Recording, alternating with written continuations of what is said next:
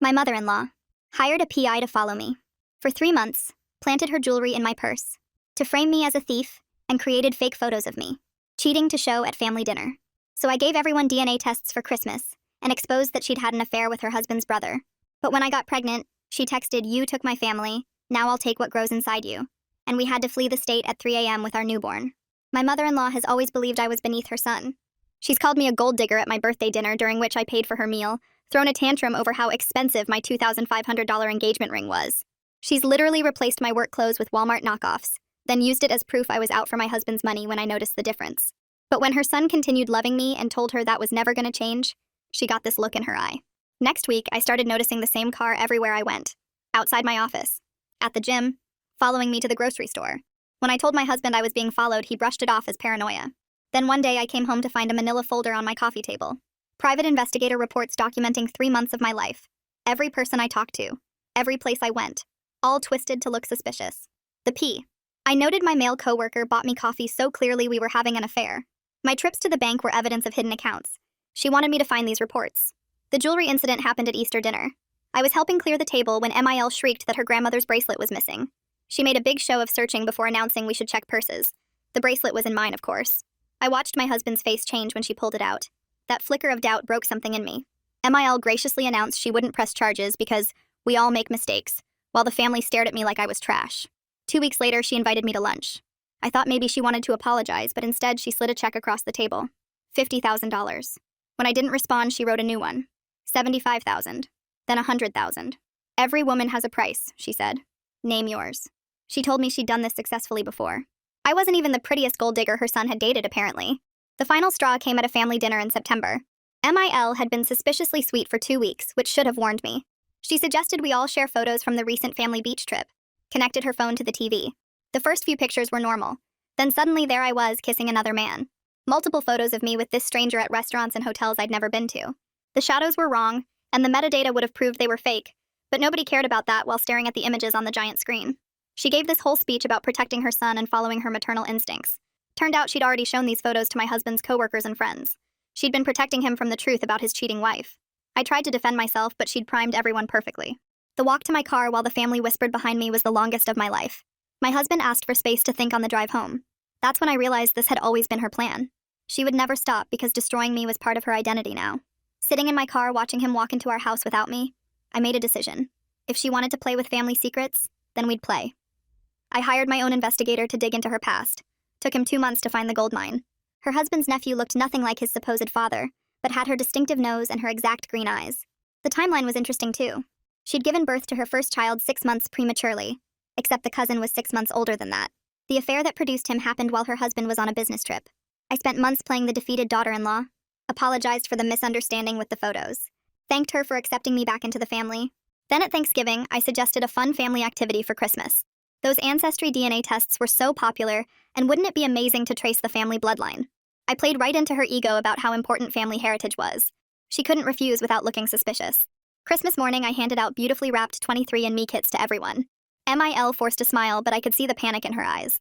The next 2 months were delicious. The family group chat buzzed with excitement as people got their results. Everyone sharing their ancestry percentages and finding distant relatives. Then the bomb dropped. The cousin got his results showing a half-sibling match with my husband. My father-in-law stared at the screen trying to process what he was seeing. The other family members compared results and confirmed the match. The math was undeniable. MIL tried to say the test was wrong, but science doesn't lie like she does. Watching her perfect family image crumble while she desperately tried to explain was poetic justice. Her husband moved out within a week. The divorce papers cited adultery and fraud. The family split, with most cutting her off for her decades of hypocrisy. My husband apologized endlessly for doubting me. Family dinners moved to our house where she wasn't welcome. I thought I'd won. Then my birth control failed despite being careful. The positive pregnancy test came with flowers at my office. The card read, "Congratulations, grandmother knows." An untraceable text followed. "You took my family. Now I'll take what grows inside you and raise it right. Blood is blood." She'd been playing a longer game than I imagined. I stared at the card, my hands trembling. The office suddenly felt too small, too exposed. My coworker Victoria noticed my face and rushed over, but I waved her away and grabbed my purse. I needed to get home. Now. The drive was a blur of checking mirrors and taking random turns. Every car behind me could be one of her people. At home, I deadbolted the door and pulled all the curtains closed. My husband found me sitting on the bathroom floor 20 minutes later, pregnancy test still clutched in my hand. He knelt beside me and I showed him the text. His face went through several emotions before settling on rage. He called his mother immediately, but she didn't answer. Then his phone buzzed with a message from her. "Congratulations on the baby. Can't wait to be involved every step of the way." That night, we installed new locks and a security system. My husband took time off work to stay with me. We changed our routines, avoided predictable patterns. But she was always one step ahead. Baby items started arriving at our door with no return address. A crib, a high chair, all top of the line, all impossible to trace. The psychological warfare escalated quickly. She somehow got my work email and sent congratulations to my entire office, announcing my pregnancy before I'd even seen a doctor. My boss pulled me aside to discuss maternity leave while I was still processing everything. She'd stolen my moment to share the news on my own terms. Then came the medical interference. I arrived at my first prenatal appointment to find she'd already called, claiming to be me, trying to access my medical information. The receptionist looked confused when I checked in, saying I'd just called to cancel. We spent an hour verifying my identity and setting up password protection on my file. My husband confronted her at her apartment. I waited in the car, watching through the window as they argued. She stood there smiling, denying everything. When he returned, his hands were shaking. She'd decorated an entire nursery in her spare room, had already picked out names, told him she'd been consulting with lawyers about grandparent rights. The family was split on how to handle her. Some relatives thought we were overreacting to a grandmother's excitement. Others had seen her destroy enough lives to know better. My father-in-law, still reeling from the divorce, offered to help however he could. He'd found years of hidden credit cards and secret accounts. She had resources we hadn't imagined. Week by week, her tactics grew bolder. She showed up at my workplace with baby gifts, forcing me to accept them in front of colleagues or look ungrateful. She joined every pregnancy group and forum I did, always commenting right after me. When I switched to different groups, she found those too. The breaking point came during my second trimester. I'd been careful, so careful, but somehow she learned about my doctor appointment. As I sat in the waiting room, she walked in and sat down beside me. Just smiled and picked up a parenting magazine. When they called my name, she stood up too. The nurse looked confused as we both approached. My mother-in-law sweetly explained she was here to support her daughter-in-law. I firmly told them she wasn't allowed in my appointment. She made a scene about being excluded from her grandchild's life, loud enough for the entire waiting room to hear. Security had to escort her out while she cried about just wanting to be involved. That night, my husband and I made a plan. If she wanted to escalate, we'd be ready. We started documenting everything. Every text, every unwanted gift, every appearance. We installed cameras around our property, changed all our passwords, put alerts on our credit reports. But she adapted too. The gifts started coming to my husband's work instead. She befriended our neighbors, always asking about me, expressing concern for my health. She volunteered at the hospital where I planned to deliver, got herself on the auxiliary board. Every move we made, she countered. My sister-in-law, Victoria, became an unexpected ally. She'd watched her mother operate for years and knew her patterns. She warned us about the next phase. My mother-in-law would try to isolate me from my support system. Sure enough, anonymous letters started arriving at my friends' houses, warning them about my supposed mental instability during pregnancy. Most friends saw through it, but some grew distant. My book club suddenly had scheduling conflicts whenever I could attend. I wonder what's really driving this mother-in-law to put so much time and money into this whole thing? The private investigator, the fake photos, now baby stuff. That's a lot of effort just because she doesn't like her daughter-in-law. My yoga instructor mentioned someone had called concerned about me exercising while pregnant. Piece by piece, she was trying to shrink my world until only she remained. The stress was affecting my health. My doctor noted my blood pressure was elevated. I couldn't sleep, jumping at every sound. My husband installed motion sensors and more cameras, but technology couldn't stop psychological warfare. She was too smart to do anything we could legally prove as harassment. Then we discovered her newest plan through pure accident. CB, my husband's cousin and her secret son, had grown disgusted with her after learning the truth. He reached out, wanting to help. He'd overheard her on the phone with someone, discussing nursing homes and power of attorney. She was researching how to have me declared incompetent due to pregnancy-related mental health issues. The revelation about her competency scheme sent ice through my veins. I immediately scheduled an appointment with my obstetrician to document my mental health status. My husband accompanied me to every visit, creating a paper trail of my stability and rational decision-making.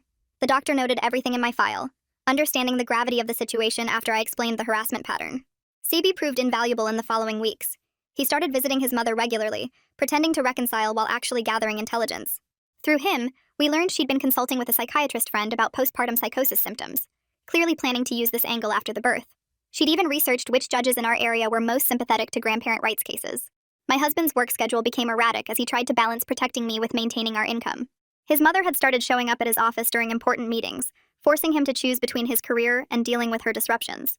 His boss, initially understanding, grew frustrated with the constant interruptions. The financial pressure added another layer of stress to our already strained situation. Victoria suggested we needed to go on the offensive, rather than just defending. She'd been documenting her mother's behavior for years, keeping records of manipulation tactics used against other family members. Together, we compiled a comprehensive file showing a pattern of harassment spanning decades. Former girlfriends my husband had lost touch with suddenly made sense. They'd all been driven away by similar campaigns. The 20th week of my pregnancy brought a new development. I woke to find our mailbox stuffed with brochures for adoption agencies. The message was clear.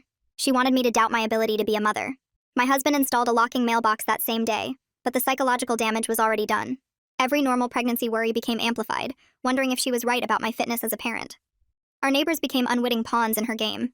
She'd befriended the elderly couple next door, bringing them groceries and checking on them daily. They thought she was wonderful, not realizing she was pumping them for information about our routines. When packages arrived, she'd intercept them under the guise of being helpful, always knowing exactly what we'd ordered and when. My work performance suffered as I struggled to concentrate. Projects that normally took hours stretched into days as I constantly checked security footage on my phone. My supervisor expressed concern, which only fed into my mother-in-law's narrative about my declining mental state. I forced myself to compartmentalize, refusing to give her ammunition for her competency claims. Sebi discovered her next move through a carelessly open laptop. She'd been corresponding with a family law attorney about establishing a paper trail for future custody proceedings. Every gift she'd sent, every attempt to be involved, it was all being documented as evidence of her commitment to the baby's welfare. Our refusal to accept her involvement was being twisted into paranoid behavior on our part. The baby shower became a battlefield. My friends organized a small gathering, trying to create a normal moment in the chaos. Somehow, she discovered the location and time. She didn't crash the party. That would have been too obvious. Instead, she sent an elaborate gift basket that arrived during the opening of presents, filled with items far more expensive than anything my friends had given. The card read, "With love from Grandma," in her distinctive handwriting. My husband started sleeping poorly, dark circles becoming permanent fixtures under his eyes. He installed an app on his phone connected to all our security cameras, checking it obsessively throughout the night. Our relationship strained under the constant vigilance. Date nights became strategy sessions. Romantic moments were interrupted by security alerts. She was destroying our marriage without ever laying a hand on either of us. Victoria warned us about the holiday season approaching. Her mother always escalated during family gatherings, using the pressure of tradition and witnesses to force compliance. Thanksgiving loomed like a storm cloud. Family members who'd remained neutral started reaching out, suggesting we should consider reconciliation for the sake of the baby. The pressure mounted from all sides. I developed a support network of other women who'd dealt with toxic in-laws. Their stories provided both comfort and horror. Some had eventually found peace, while others had spent years in ongoing battles. They taught me documentation techniques and legal protections I hadn't known existed. One woman shared how her mother-in-law had successfully gained partial custody by portraying herself as the stable alternative to a hysterical mother. My husband's cousin revealed more disturbing information during his reconnaissance visits. His mother had been attending grandparent support groups, portraying herself as a victim of an ungrateful daughter-in-law who was denying her access to her grandchild. She'd built a network of sympathetic allies who had no idea about her true nature. Some had even offered to serve as character witnesses if she pursued legal action. The stress manifested physically as my pregnancy progressed. Headaches became constant companions. Sleep, when it came, was plagued by nightmares of her taking my baby. My doctor prescribed mild anxiety medication safe for pregnancy, which I knew she'd use against me if she ever found out. Every medical decision became weighted with potential legal ramifications. We discovered she'd been volunteering at the hospital's maternity ward for months, ingratiating herself with the staff. She'd become especially close with one nurse who worked in the delivery unit, sharing stories about her difficult daughter-in-law who was keeping her from her grandchild. The realization that she might have allies present during my most vulnerable moments sent me into a panic spiral that took hours to calm. My husband confronted his extended family, laying out the full scope of her harassment. Some relatives finally understood the severity, while others remained convinced we were overreacting. The family schism deepened, with holiday plans becoming a minefield of negotiations and hurt feelings. She played the victim perfectly, a grandmother just wanting to love her grandchild. Financial pressure mounted as security measures drained our savings. The nursery we'd dreamed of creating became a fortress, with window locks and camera angles taking precedence over decoration. Every dollar spent on protection was money not saved for our child's future. She'd found a way to rob our baby before they were even born. CB's intelligence gathering revealed her most insidious plan yet. She'd been researching infant care courses and certifications, building a resume that would make her appear to be the more qualified caregiver. She'd even started a part-time job at a daycare center, gaining professional childcare experience. Every move was calculated to position herself as the better option should custody ever be questioned. My body changed as the pregnancy advanced, but I couldn't enjoy the miracle of creation. Each kick reminded me of what she wanted to steal. Shopping for baby clothes became reconnaissance missions, checking for her car in parking lots, avoiding predictable stores. The joy of preparing for our child was tainted by constant hypervigilance. Work became my only respite, but even that was under threat. She'd started sending flowers to my office weekly, signed, "From your loving mother-in-law." Colleagues thought it was sweet, not understanding the psychological torture each bouquet represented. I couldn't refuse them without seeming ungrateful. Couldn't explain without sounding paranoid. The 8th month brought a terrifying escalation. I was home alone when the doorbell rang. Through the peephole, I saw a woman I didn't recognize holding official-looking documents. She identified herself as a social worker responding to a concern about an at-risk pregnancy. Someone had reported that I was showing signs of severe mental distress and might be a danger to my unborn child. My hands shook as I called my husband, who rushed home from work. The social worker was professional but thorough, inspecting our home and asking probing questions about my mental health history. She found nothing concerning, but the visit itself became part of an official record. My mother-in-law had found a way to involve authorities without directly implicating herself. Victoria helped us trace the complaint through her connections. It had been made anonymously through a tip line, impossible to prove who'd called. The social worker's report cleared us, but the investigation would remain in the system. Any future complaints would be taken more seriously with this precedent. She'd laid groundwork for future attacks while maintaining plausible deniability. Social workers at the door checking on your mental health? Mother-in-law's really playing chess while everyone else is stuck on checkers. Though using child services as pawns seems like a new low even for her playbook. My husband's relationship with his mother reached a breaking point. He drove to her apartment one evening, returning hours later emotionally drained. She'd spent the entire time playing victim, crying about missing her grandchild's development, showing him the nursery she'd prepared. She'd even bought a car seat for her vehicle, just in case of emergencies. Her delusion ran so deep that she genuinely seemed to believe she was the wronged party. Sleep deprivation took its toll as my due date approached. I'd wake multiple times nightly, checking locks and cameras. My husband started sleeping in shifts, one of us always alert. The nursery remained half-finished as we focused on security over aesthetics. What should have been a time of joyful anticipation became a siege mentality. She found ways around every barrier we erected. When we blocked her calls, she used burner phones. When we changed our routines, she adapted her surveillance. When we thought we'd found safe spaces, she'd infiltrate those too. Her resources seemed endless, her determination absolute. Fighting her was like battling smoke. She'd dissipate only to reform elsewhere. The baby shower gifts she'd sent haunted our home. We couldn't use them, knowing they were tools of manipulation, but donating them felt like admitting defeat. They sat in our garage, expensive reminders of her presence. Each designer outfit and premium toy represented another attempt to stake her claim on our child. My support system, already strained, began to crack. Friends grew tired of the drama, unable to understand why we couldn't just work things out with her. Family members who'd initially supported us started suggesting compromise. The isolation she'd orchestrated was working. Even those who believed us grew exhausted by the constant crisis mode. CB warned us she was escalating her legal preparations. She'd hired a prominent family law attorney known for aggressive grandparent rights cases. Her volunteer work, character witnesses, and documented gift-giving had built a compelling case for a devoted grandmother being denied access. Our defensive measures were being reframed as evidence of our instability. The 36th week of pregnancy brought new fears. Labor was approaching, and despite our preparations, she'd managed to establish herself at the hospital. We discovered she'd been bringing treats to the maternity ward staff weekly, becoming a beloved fixture. The nurses spoke fondly of the sweet grandmother who just wanted to be part of her grandchild's life. My husband met with hospital security, explaining the situation and providing documentation of the harassment. They promised to restrict her access during delivery, but their sympathy clearly lay with the crying grandmother who'd shown them baby photos and shared her heartbreak. We realized we couldn't count on institutional protection when she'd spent months building relationships there. Victoria suggested a drastic measure, delivering at a different hospital. We toured facilities in neighboring towns, trying to find one where she hadn't established connections. The logistics were complicated, adding distance between us and our support system, but it seemed like our only option for a peaceful delivery. My mother-in-law must have sensed our planning. The gifts escalated, arriving daily now. She sent a professional photographer's information, having already booked and paid for newborn photos. A luxury stroller appeared on our porch. Each item came with cards expressing her love and excitement, creating evidence of a generous grandmother being rebuffed by ungrateful parents. The stress triggered false labor at 37 weeks. As we rushed to the hospital, I panicked about her somehow knowing, somehow being there.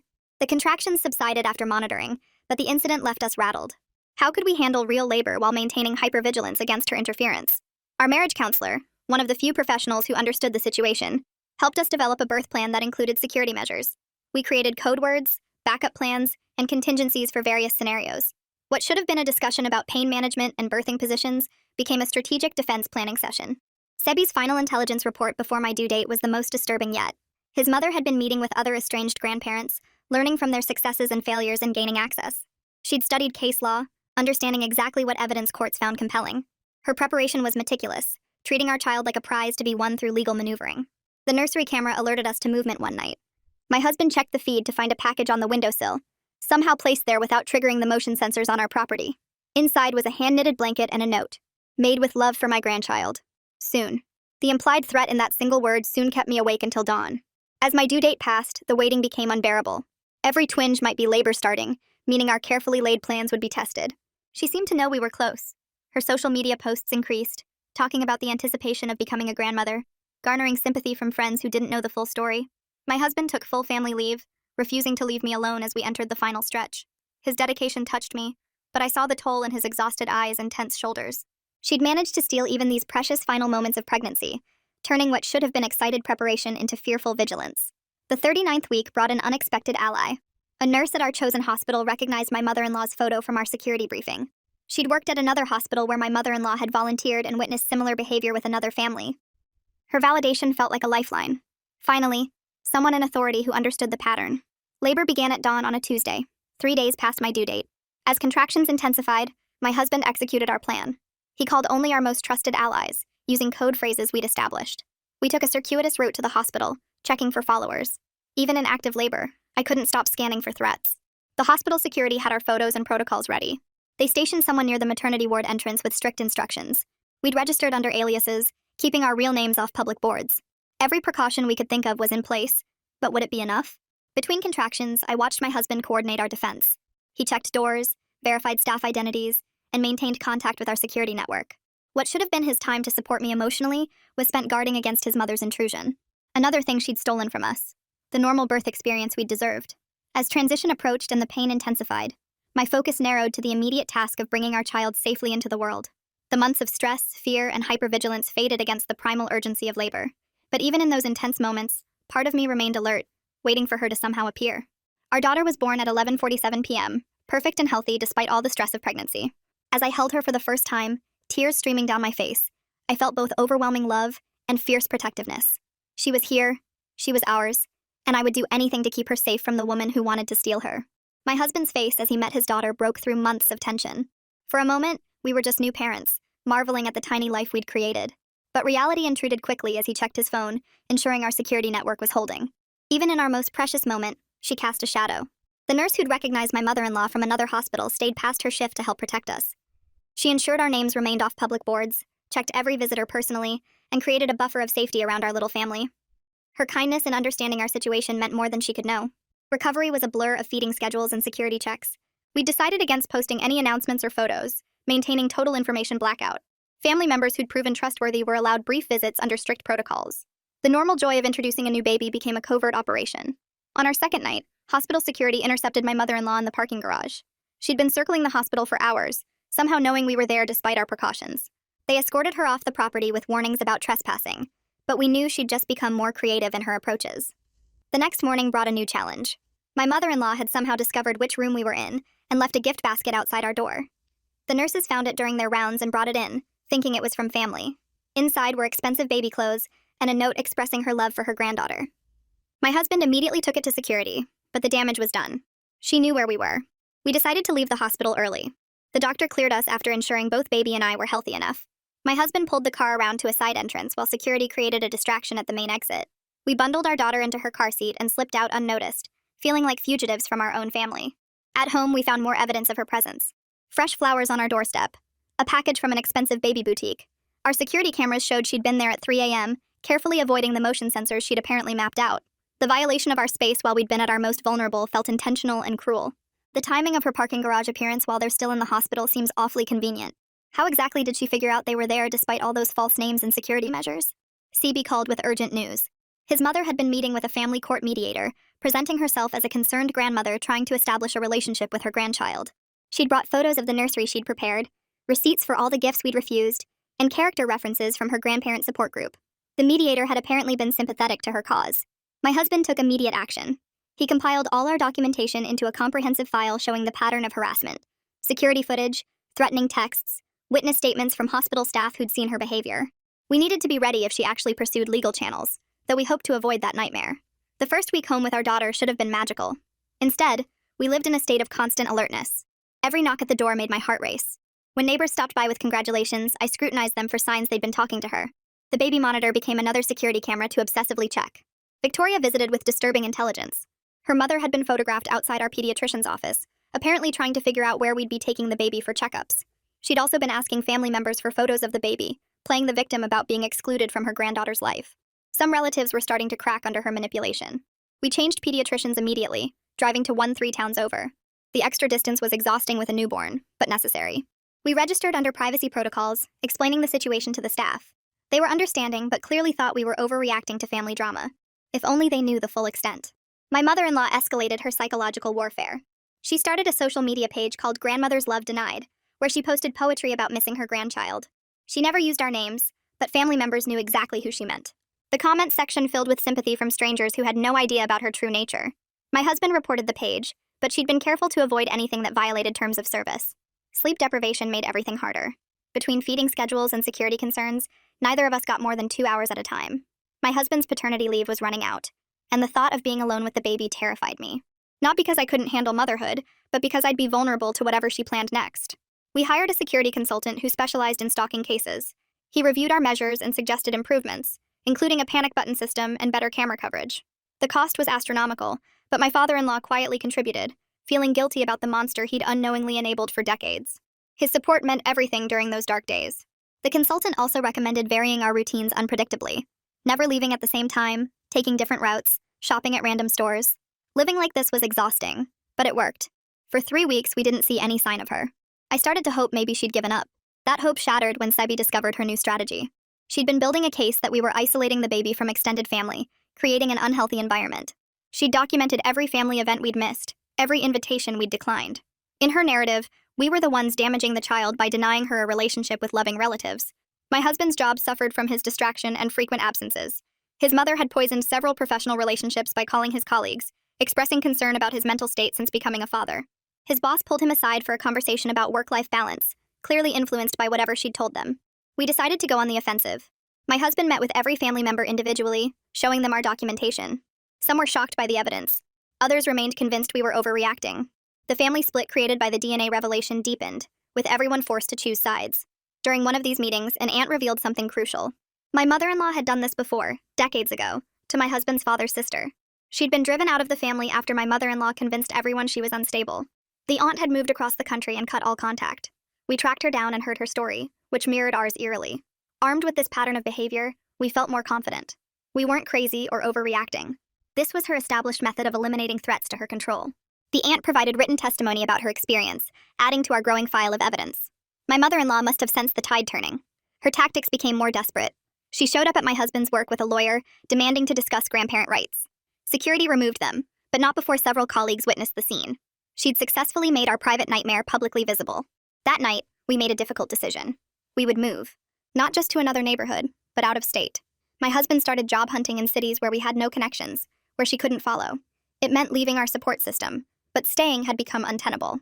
Victoria helped us plan the move in secret. We used her address for job applications, had interviews via video call, and made arrangements through encrypted communications. It felt extreme, but every precaution seemed justified given her resourcefulness. My husband received a job offer in a city 8 hours away. The position was actually better than his current one, with understanding employers who appreciated his honesty about the family situation. We began planning our escape like a military operation. We couldn't use traditional movers who might be questioned or bribed. Instead, friends helped us pack in the middle of the night, loading a rental truck in shifts. We left furniture behind rather than risk extended moving time. Our daughter slept through it all, blissfully unaware of the upheaval her arrival had triggered. The hardest part was leaving without saying goodbye to supportive family members. Any information could potentially reach my mother-in-law through the family grapevine. We left letters with Victoria to distribute after we were gone, explaining our decision and promising to reconnect once we were settled and safe. On our last night, I walked through our empty house with our daughter in my arms. This wasn't how I'd imagined starting our family life, but as I looked at her peaceful face, I knew we were making the right choice. She deserved to grow up free from manipulation and psychological warfare. We left at 3 a.m. on a Wednesday, taking a circuitous route that added hours to our journey. My husband checked mirrors constantly while I soothed our daughter in the back seat. Every car that followed us for more than a few exits made our hearts race. But gradually, mile by mile, the tension began to ease. CB called when we were halfway to our destination. His mother had discovered we were gone and was in full meltdown mode. She'd called police claiming we'd kidnapped her grandchild, but they'd dismissed her quickly when she couldn't prove any custodial rights. She'd driven to our empty house and stood in the driveway screaming until neighbors called authorities. We arrived at our new city exhausted but hopeful. The rental house was small but had good security features. We'd chosen it specifically for the fenced yard and distance from main roads. As we carried our daughter across the threshold, I felt something I hadn't experienced in months. Peace. The first weeks were adjustment chaos. New doctors, new routines, new everything. But without the constant threat of her presence, we could actually enjoy our baby. I watched my husband relax incrementally. the tension leaving his shoulders as days passed without incident. We maintained strict information security. No social media, no public records updates, everything through lawyers and encrypted channels. Victoria served as our communication hub with safe family members. Through her, we learned my mother-in-law had hired a private investigator to find us. But we'd covered our tracks well. 3 months into our new life, I finally felt safe enough to join a local mothers group. Using only my first name, I began building a new support network. The other mothers had no idea about our past, seeing just another family adjusting to parenthood. The normalcy was healing. My husband thrived in his new position. Without the constant crisis management, he could focus on his career again. His confidence returned as he built new professional relationships untainted by his mother's poison. Watching him become the father he'd always wanted to be, free from her shadow, filled me with joy. Our daughter grew surrounded by love and stability. She learned to smile, then laugh, then crawl in a home where tension didn't permeate every moment. Each milestone felt like a victory not just for her development, but for our escape from the toxic environment that had threatened to define her early life. Victoria visited after 6 months, using careful counter-surveillance to ensure she wasn't followed. She brought news that my mother-in-law's behavior had escalated to the point where even her most loyal supporters were distancing themselves. Without us as targets, her instability had become impossible to hide. Several family members had reached out through Victoria, apologizing for not believing us sooner. The legal threats never materialized into actual court proceedings. Without knowing our location, she couldn't file anything substantive. Her lawyer had apparently dropped her after realizing the extent of her harassment. Talk about playing chess while everyone else plays checkers. Hiring a security consultant for family drama is next-level problem-solving. Though calling it family drama is like calling a hurricane slightly breezy weather. She'd alienated the grandparent support groups by becoming too extreme even for them. As our daughter's first birthday approached, I reflected on the journey. We'd lost our home, our community, and proximity to loving family members. But we'd gained something invaluable. Freedom from a woman who would have poisoned our daughter's childhood with manipulation and control. We celebrated quietly, just the 3 of us. A small cake, a few presents, and the gift of peaceful normalcy. As I watched our daughter smash frosting into her hair, giggling with pure joy, I knew every sacrifice had been worth it. She would grow up knowing only healthy love, never experiencing the psychological warfare that had nearly destroyed us. My husband and I had emerged stronger, our bond forged in the fire of shared adversity. We'd learned to trust our instincts, protect our family, and choose peace over proximity to toxicity. Our daughter would know her story someday, but for now, she knew only safety and love. The future stretched before us, full of possibility unmarred by her grandmother's shadow. We'd build new traditions, create new memories, and raise our daughter to be strong and secure. The price of freedom had been high, but the peace we'd found was priceless. Our little family had won by choosing distance over destruction, anonymity over anxiety. In our new life, we were just another young family in a quiet neighborhood. No drama, no stalking, no psychological warfare. Just the beautiful, exhausting normalcy of raising a child in peace. And that was everything we'd fought for. Thanks for wandering through all this with me today. Definitely a journey, huh? Always wild where these conversations go. Until next time. Like the video. It helps more than you think.